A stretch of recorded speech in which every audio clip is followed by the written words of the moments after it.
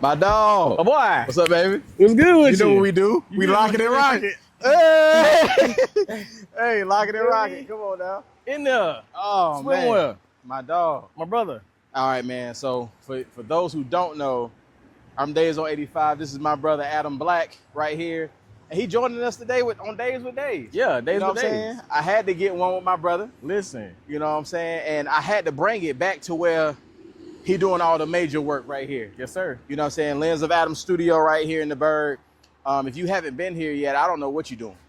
Listen, they better get right They better get right. before they get left. Before, woo, he got bars. You know what? Listen. We're going to jump right into it because he did it himself. Okay. A lot of people don't know you was a rapper. That is true. A lot of people don't know you was a producer. That is true. A lot of people don't know Adam Black, the man. Yeah. Right? They may know the lens. They may know, you know, the credits, right? Okay. But let's get into the origin of Adam Black, but not on no surface level stuff. I want to get into the origin of some real stuff here, Okay. Black. What you got? So what's crazy is me and Black started working together about 3-4 years ago. Yeah. Right? And I did not know this, but Adam Black is actually my god brother. Didn't know that either. Surprise. Fun fact. Fun fact, my grandmother lives, like 3-4 houses down from your people? Yeah. Right?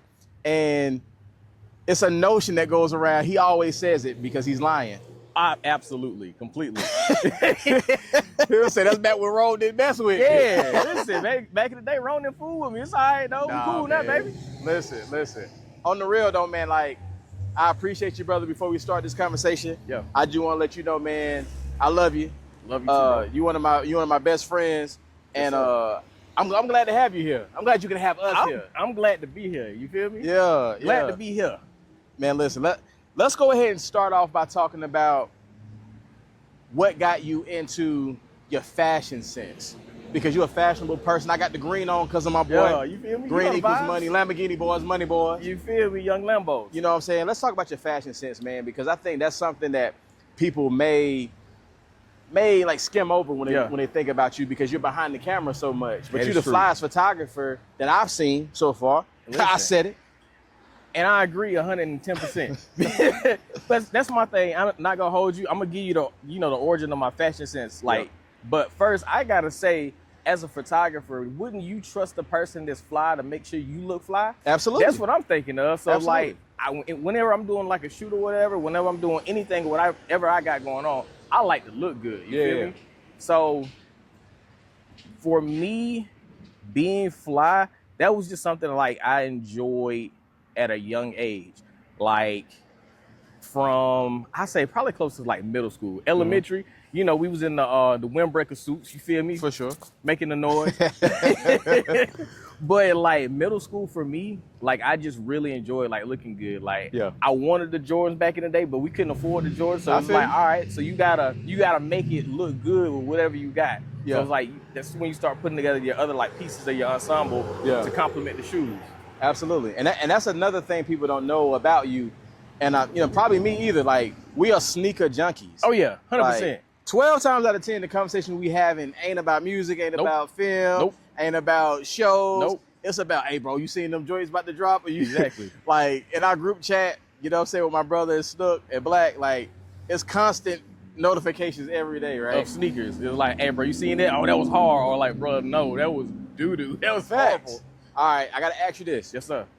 What is the sneaker? It could be a Jordan, it could be a Nike, whatever it is.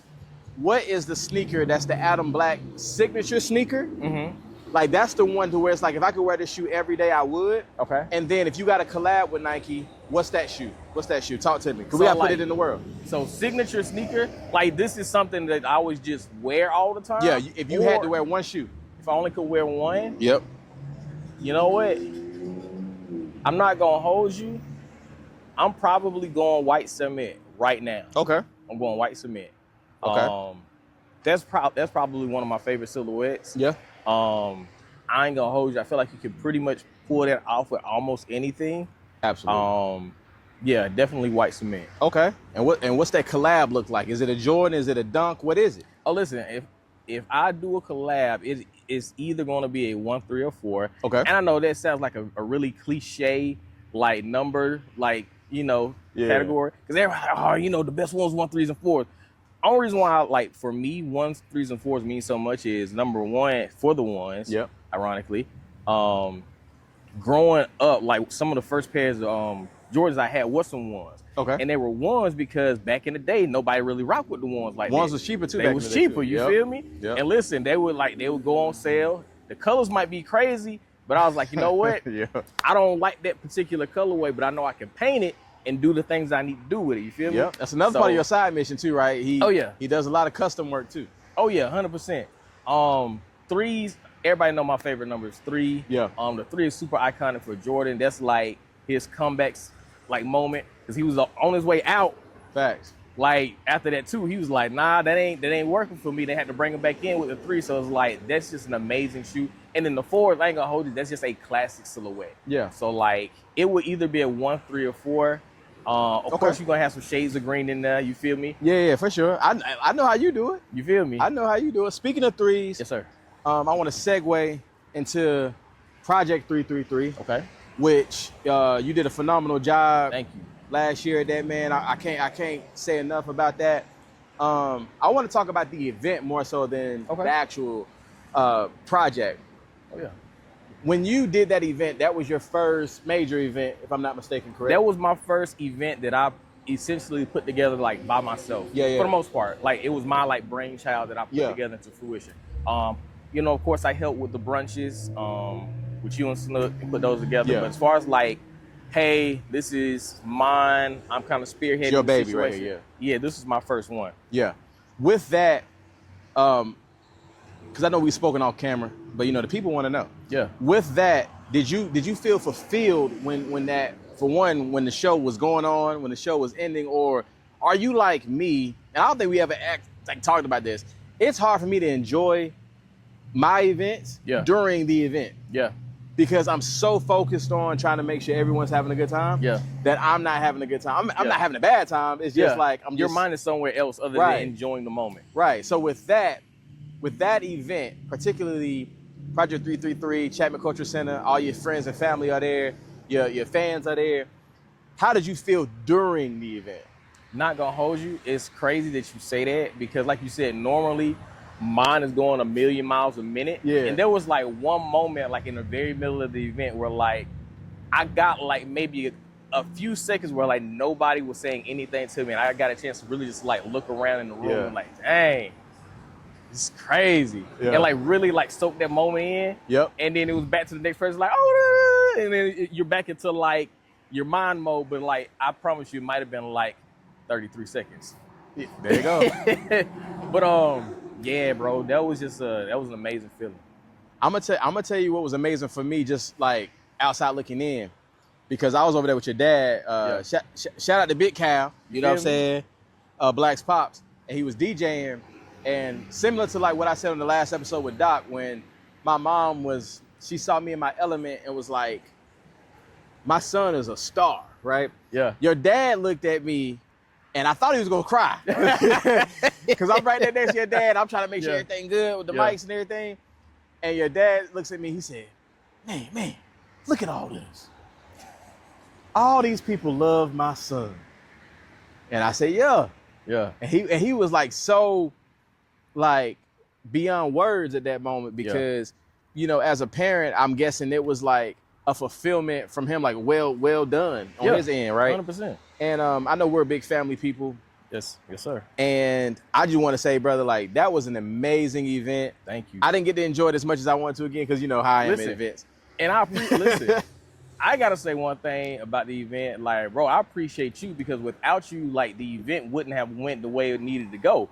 You feel me? Like, remember, we had the mics, and the mics were supposed to be good and everything. Yeah, this is all you need. And then we go to like hook everything up, like stuff don't work, stuff is missing. You took it upon yourself to like figure it out. You drove, had to go get a soundboard, come back, help fix it, help hook it up, and like make sure everything was good as far as the sound. Because without that, it wouldn't have been any performances. I wouldn't be able to talk really to anybody. So like, I want to make sure I appreciate you and say thank you. Because like, you could have been like, well, sucks for the sound. Ain't nothing we can do about it. But you took it upon yourself like, nah, we're going to make sure it works. and it's good. No, absolutely. I mean, and this is for anybody out there who's ever worked with me or Black. If you're working with us on a show day, you may not be the nicest people to talk to. No. Because we're trying to get 100 things done. Absolutely. And something's gonna go wrong. Absolutely. So once that thing, I'm waiting on it to go wrong. Yeah. Once it goes wrong, identifying the problem, identifying the issue, and being solution based. 100%. And I want to move on and talk about how we've had to overcome certain solutions. Oh, yeah. Well, certain things. So we did a movie. Yes, sir. Right? If y'all hadn't seen it, come on, cut this off, go watch that and come back. And come back. It's called The Good, the Bad, and the Lucky, starring Wordplay Love. Because they watched it for the first time, they stopped it and then came back, we got 2 views. You know what? You can put it on the TV and have this on the phone. You feel me? They'll get it later. Get that YouTube Premium too. Yeah. I was just telling Luck about that. It was about $17 though. I might have to cancel 17. Yeah, 17. Yeah. Let me borrow your code. You got it. Don't worry about it. It's under the Winter 97 account anyway. Yeah, I love it.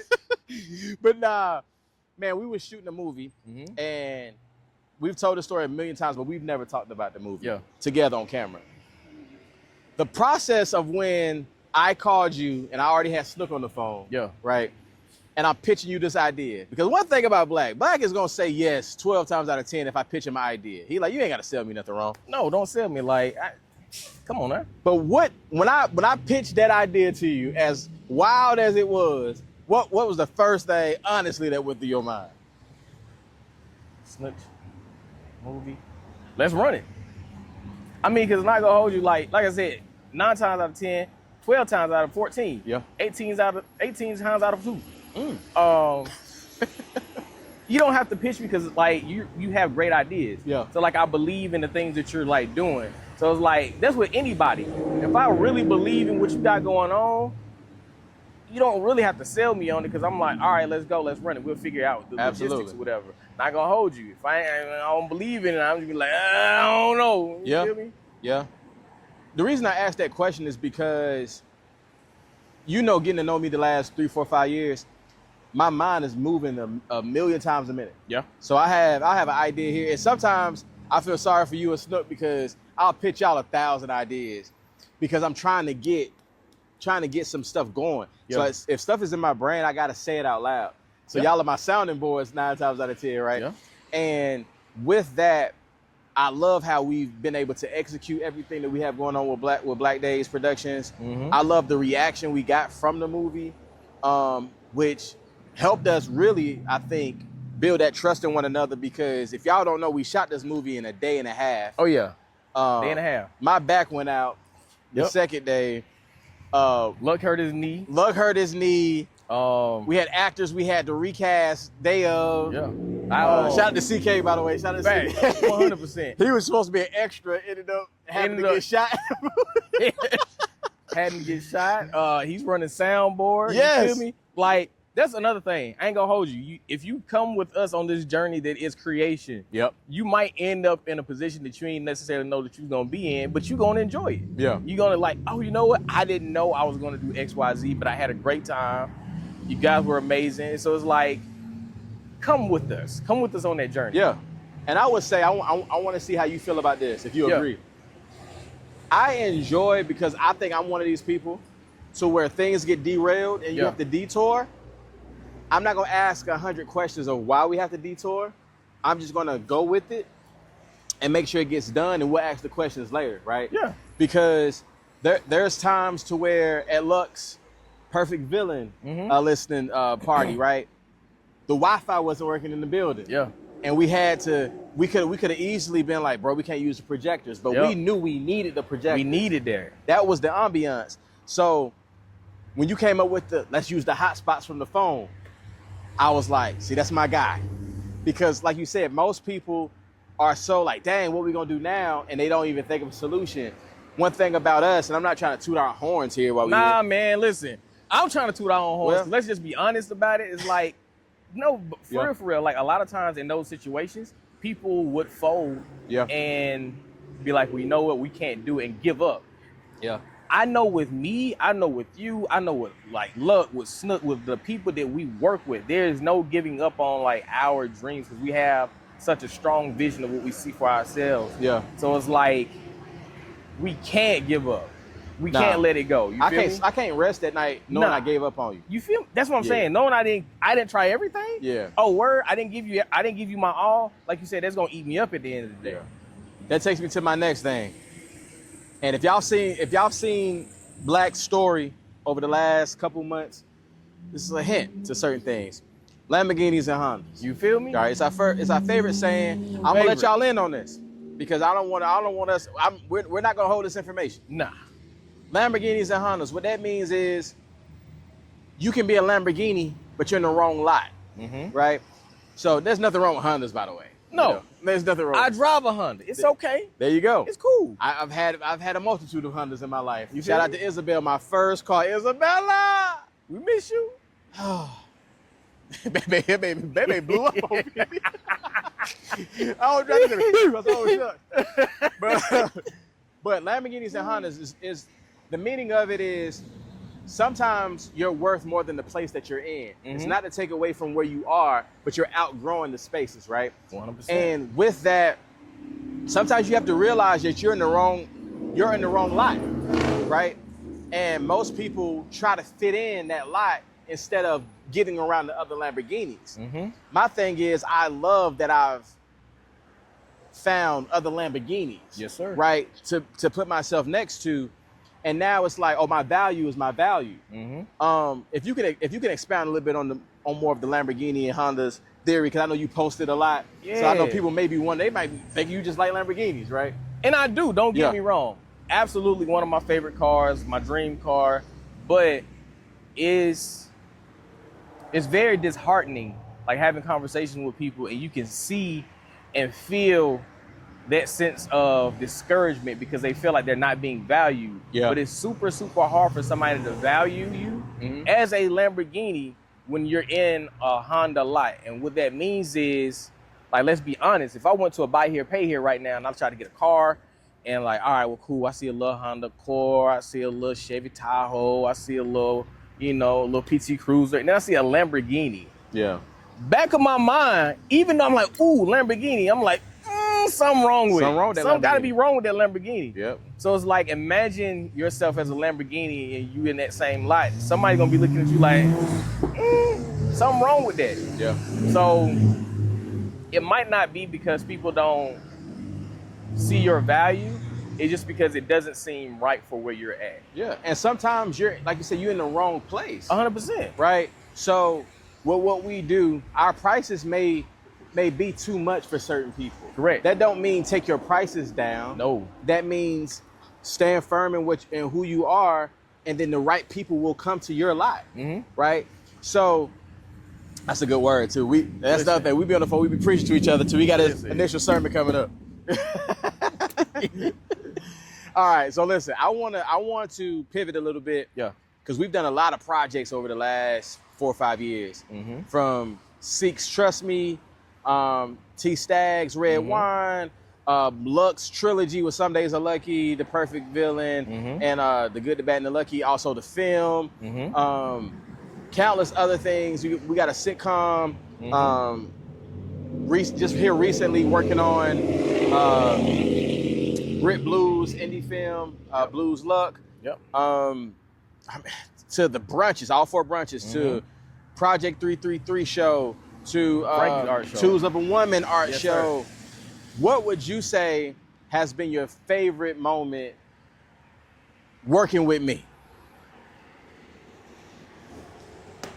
Come on now, Black. My favorite moment is Tools of a Woman. Okay. I'm over there working. Yeah. Ron walked up on me. He said, "Hey, Black."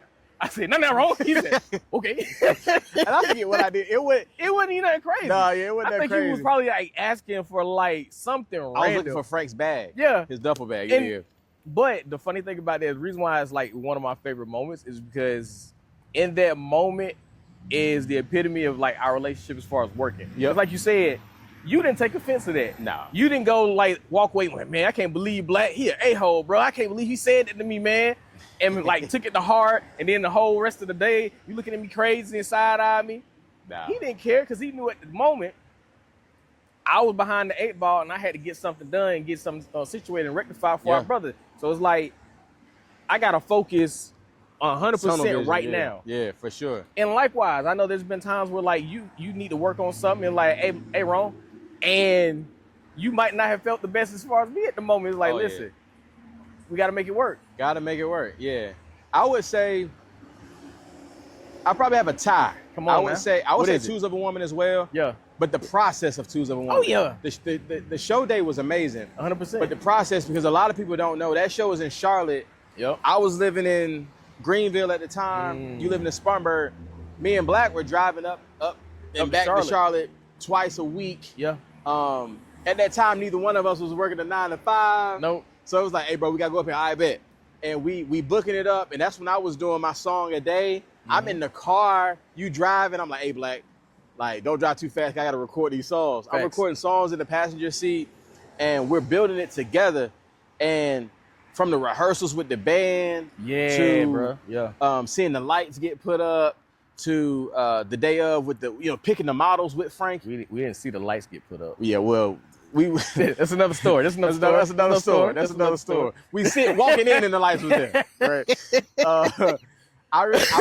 That was a dope moment for me. And I would say the movie as well, just because of the crunch time. And shout out to everybody who's a part of that. Yes, sir. For helping us, man. Y'all are always gonna be in my heart for being great people. Shout out to Eric, man, with a great script. Oh yeah. Shout out to everybody. It's too many names to name, but what I will say, man, we got a lot more stuff coming with Black Days Productions in the near future. Super near. How near? Hello. How near? By the time this come out, something else will probably be out. Ain't no probably. It is. Yeah. By the time this come out, it's out. You feel me? Facts. So, man, listen. This is my brother Black. Yes, sir. You know what I mean? AKA Black Man. AKA hello. And what I want to say is, remember this. All it takes. I had nothing deep to say. Y'all, hey,